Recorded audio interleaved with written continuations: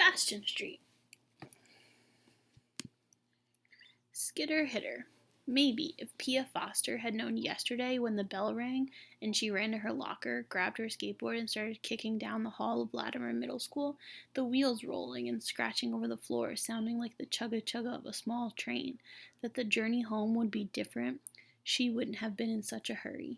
Maybe she wouldn't have ignored her classmates moving out of the way, sucking their teeth all annoyed by her decision to dart through the crowd, as if riding on an arrow no one wanted to be struck by. Shot from a get-out-of-school bow no one could see. Maybe she would have excused herself, apologized for almost clipping ankles or running over toes. Maybe she would have walked, for once. Maybe even stayed after and talked to Fawn Sams, the only other skater she knew. The only other skater who was a girl. The only other skater she respected. Maybe Pia would have tightened wheels with her. Talked about deck art, stickers, sneakers. Maybe practiced tricks in the parking lot after all the buses were gone. Heel flips, kick flips, maybe watched videos on their phones, videos of Santi hitting ollies in a dress and pumps.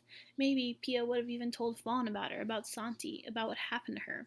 Fawn would have listened. Might not have said nothing, because Fawn don't talk much either, but she would have listened, for sure. Heard her. Maybe Pia would have done all this. Or maybe not. Maybe if she wasn't so soft-spoken, but she was, and the skateboard, like so many skaters, was her voice at its loudest, saying, "Get out of the way or pay." She named her board Skitter and called it She. Maybe if Stevie Munson had known yesterday the skateboard's name was Skitter, he would have said something. Maybe if he'd known Pia's name was Pia, if he'd known she had a big sister named Santi, maybe if he'd just known those things, he would have done something different, something at all. The bell rang at Brookshire Boys Academy, and an ocean of testosterones crashed into the hallway, green ties swinging like polyester tails coming from their throats. Matching pants and blazers, white dress shirts with soggy collars from all the neck sweat, and faded red splotches on their chest from the ketchup that missed their mouths. But Stevie's shirt was stained from lots of things. Food, sweat, magic marker, Marcus. Marcus Bradford was a box-faced baseball player who wrote stuff on the back of Stevie's shirt almost every day. Stevie was a sweater, so he always took his blazer off in class to avoid becoming a washcloth, something to wring out. But the Oxford button-downs he wore underneath the blazer were all 2 sizes too big because his mom couldn't afford to buy new ones every year. School was already expensive enough, so the uniform he'd have to grow into. Everything will fit eventually, his mother would say, but the fabric was always so blousy and poofed away from Stevie's body in a way that made it impossible to feel Marcus's pen and markers gliding across the cotton. So Marcus used Stevie's shirts like the locker room walls, for jagged graffiti and curse words. And maybe if yesterday Pia had known his name, Stevie, maybe if she had shaken his hand and said, "My name is," and he'd say, "My name is," she could have read his face, read his fear. Maybe he could have read hers, or maybe not. Either way, Pia would have taken her house key from around her neck and clutched it with the teeth jutting between her fingers. A fist knife, just in case. Maybe Stevie wouldn't have been there at all yesterday with Marcus and the boys if he hadn't tried to figure out a way to get them to leave him and his shirt alone. Telling wasn't an option. Snitches get stitches, and sometimes ditches. That's what Marcus said the other day, when Stevie found out Marcus had drawn a green penis on the back of his shirt. Greenus written underneath. Maybe Stevie would have even been there with them if his mother hadn't asked him what he was doing with all the bleach. Why was he using so much of it? "Not that I'm not glad you're washing your own clothes, but detergent and bleach ain't free," she'd say. And what Stevie couldn't say was, "I'm sorry, but there's a boy in my school drawing on my clothes," because then his mother would say, "I don't send you to private school for boys to draw private parts on your private uniform that you still have to grow into, and do I need to call the principal?" And Stevie didn't want to hear none of that. Stitches, remember? Maybe even ditches. Besides, Mr. Brock, the principal, already knew. He'd seen the pictures and words, and all he ever said was, "Boys will be boys." But whether Stevie told his mother about Marcus or not, yesterday Pia still would have taken that way home. She still would have kicked down the hall, dashing through the crowd on her skateboard, ignoring all the teeth smacking and slick talk, and Miss Walkley yelling, "No skating allowed," feeling that freedom she was used to, the kind of freedom that comes from feet not touching the ground, coasting through the school door, weaving and winding across pavement, riding the asphalt wave, avoiding the bus waiters and the pickup parents. The orange sashes of safety patrols and the sound of a whistle blown by the crossing guard, a whistle Pia never listened to because skating meant freedom. Rules were for the classroom, where teachers would say things like participation is part of your grade. But Pia wasn't a participator, not in school. She spent most days daydreaming about frontside 180s while scribbling her sister's name on the desk. And the S, a geometric trick that looks more like a pointy 8, the way Santi always wrote it, and thinking about how much it sucked to roll an ankle, and yet rolling an ankle was way better than Mrs. Broom calling Pia's name to ask her to explain what some old guy she never heard of meant in a story she'd never read but was supposed to read just because Miss Broom said she was supposed to read it. Pia was always ready to go, to cut into the wind and float down Portal Avenue toward Bastion Street. Pit stop at the skate park, skate down Santi's sidewalk, roll toward home. Stevie was never ready to go, because to go meant to get got by Marcus and the boys. There was one time they grabbed Stevie by the tie and yanked it so hard that his neck was sore for a week. They called it snatch the tail off the donkey. The triangle knot had been pulled so tight that undoing it was like trying to unravel a rock, so he cut it off, buried it in the bottom of his backpack, a dead fabric snake, told his mother he lost it, and she lost her mind. I don't send you to a private school for you to lose ties. I send you there for you to be able to make them one day, she yelled. But she knew her son, knew he was the kind of kid who could lose the brown off his skin if he closed his eyes for too long. Another time, when Stevie wasn't paying attention, Marcus and the boys ran up on him and threw a cup of water all over the front of his pants. Then they cupped their hands around their mouths and announced to as much of the world as possible that Stevie had pissed himself. And even though Stevie said he hadn't, pleaded it like his life depended on it, they talked over him, howling and shrieking, "Yo, you pissed your pants, everybody, this fool pissed himself." Stevie was so embarrassed that he almost smashed their joke with the real thing. And then there was this time Marcus decided he needed to practice his wrestling moves, the ones he watched on TV, and who better to practice than on Stevie? Kid never saw it coming. A body slam, an elbow drop, a pile driver, a pin on the sidewalk, 1, 2, 3, while the other boys threw their hands up and cheered like audience members and taped the whole thing on their phones. Viral. So Stevie was never ready to go until yesterday, when Marcus and the boys finally offered him freedom.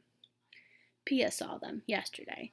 She was used to seeing them, and they were used to seeing her, but they never said nothing. Normally, they stepped to the side and let Pia skate by. It was usually only 3 boys standing along the fence at the skate park, but this time, 4, dressed in green, and if Pia hadn't known Marcus, she would have thought private school guys were automatically good. She would have thought their ties made them mature. She would have thought they lived perfect lives in perfect neighborhoods and perfect houses, with clean windows and green grass even greener than their jackets, houses that smelled like coffee in the morning and popcorn at night. But she knew Marcus. Marcus's mother owned the salon Pia went to whenever her mom made her get her hair done, which was mainly for holidays when they would have to go to her grandmother's for dinner. And her mother had learned a long time ago that the only way to get Pia to go to the salon without kicking was to let her take Skitter, the skateboard, with her. Let her kick that around the parking lot until it was her turn in the chair so that Pia wouldn't have to sit for hours flipping through old magazines filled with fancy advertisements of stick figure models with bodies pretzeled up printed on paper that smelled like perfume Santi wore.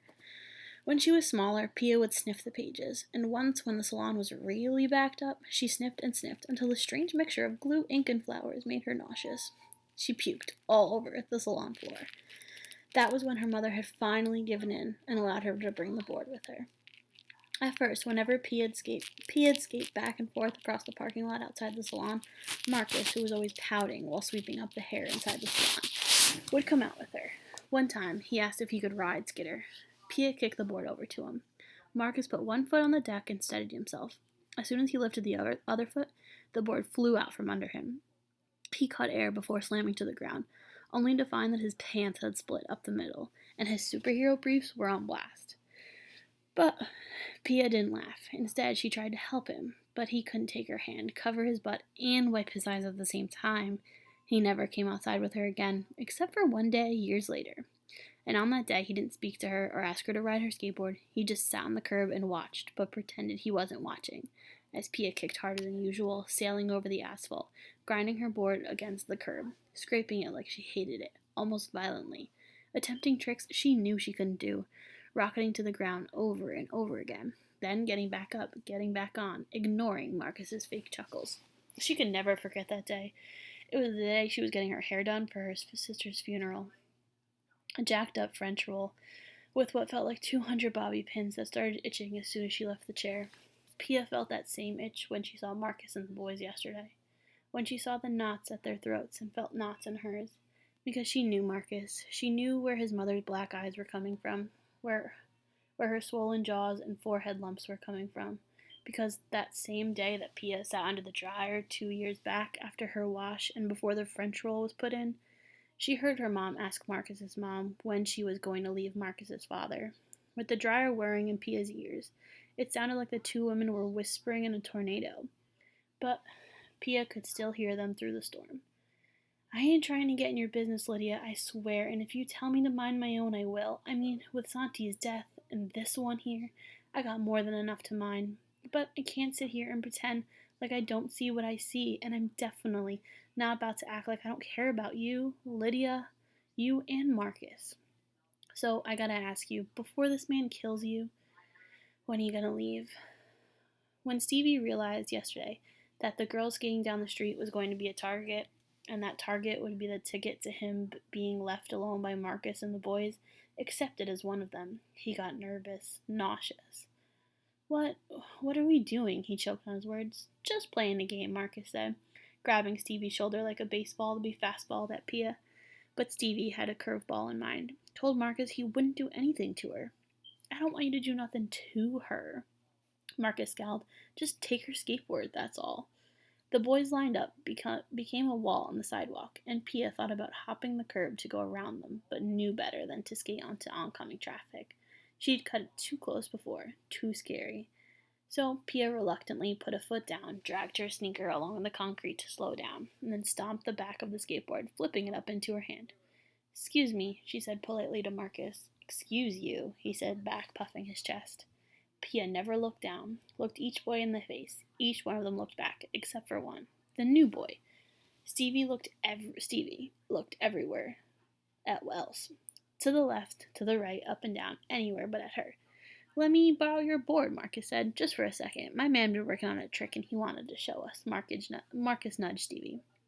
He don't look like he skate, Pia said, sizing Stevie up. I bet he skate better than you. Marcus stepped toward her, yanking Stevie with him. Stevie looked like he was 2 seconds from vomiting the bones out of his body, leaving him as nothing but a skin suit lying on the sidewalk. Pia could smell Stevie, a punchy musk, stronger than the perfume in the magazine. He was sweating through his blazer, and before he could answer, Marcus reached for Skitter, grabbed the board, and yanked it. But Pia wouldn't release it. After a back and forth, Pia gripping the board with both hands, Marcus tried a different approach. He let go, and Pia stumbled back, but didn't fall. Balance. But Marcus was right there to do gravity's work, shoved her to the ground. The skateboard flew from her hands and skidded onto the street, where a car, horn blaring, rolled over it. Oh, the boys howled at the wooden plank split, their stupid excitement splintering Pia's skin. Her voice cracked, broken in half. She got up and ran, mind racing, thinking about Santi. Stevie chased behind her. Pia ran faster, thinking about Santi, how she was pushed off her board by a boy. Stevie stopped running. Pia ran home, thinking about Santi, how the boy was just mad Santi was a better skater than he was. Pushed her into the street, thinking about himself. Oncoming traffic. Had Stevie known that's what it would take to be one of Marcus's boys, he wouldn't have come yesterday. Or maybe he would have, but he would have said something, would have stopped Marcus.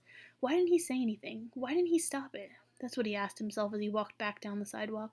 That's what he asked himself when he tipped into the street, his hand up timidly as traffic slowed for him, and picked up the cracked halves of the skateboard. He held them like he was holding a broken heart, looked around only to find that Marcus and the boys had left him, like the suckers they were, like the sucker he was.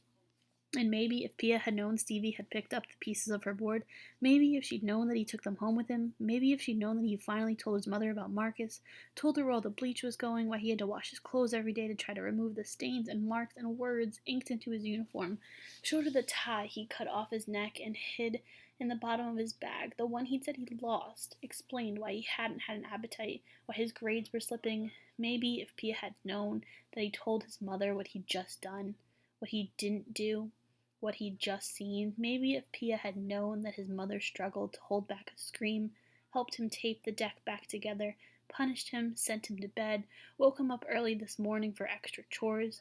Maybe if Pia had known that his mother, after meeting with the principal, pulled Stevie out of school early, drove him to what they guessed was Pia's school, the only public middle school in the area, sat stuck in traffic, lecturing him, paying no attention to the news on the radio. A school bus had fallen from the sky. Made him stand outside the entrance and wait for Pia, awkwardly. Maybe if Pia had known that Stevie was coming to apologize for his silence, maybe, just maybe, Pia wouldn't have left through the back door. Today, with Vaughn, to walk to the cemetery, to visit Santi's grave and ask her questions. Hard questions about boys.